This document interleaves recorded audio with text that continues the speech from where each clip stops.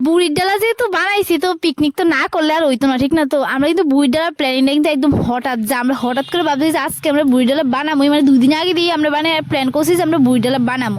কারণ সবাই যেহেতু বানাইতেছে, আমরাও কি না বানাইলে ওইবার আমরাও বুড়ির ডালা বানাই, একটু আনন্দ তো করার লাগবেই, বছরে যেহেতু একটা দিন, তাহলে কিন্তু বুড়ির ডালাটা অনেক কষ্টে আমরা বানাই লাইছি।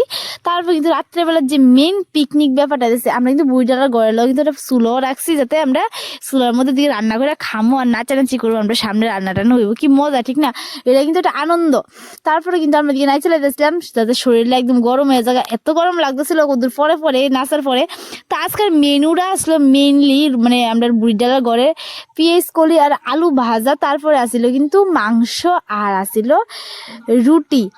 মানে রুটি দিয়ে আসলে রাত্রেবেলা সেই টেস্টি লাগবে, মানে এত ভালো লাগতেছিল কি তা কইতাম। আর সবটি রুটি কিন্তু আমি বেলছি, মানে যতলা রুটি আসছিল সবটি কিন্তু ম্যাক্সিমাম 30-40টা রুটি কিন্তু আসলে, কিন্তু আমি সবটি আমি বেলছি।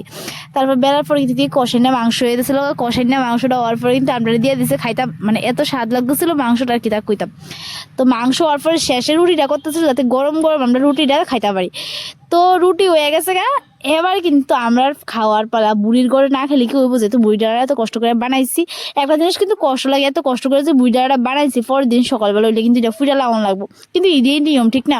তো আমি কিন্তু বুড়ির ঘরের মধ্যে বয়ে এসে খাইয়ে দিতেছিলাম একটা মাংস আর একটু রুটি, সেই টেস্ট।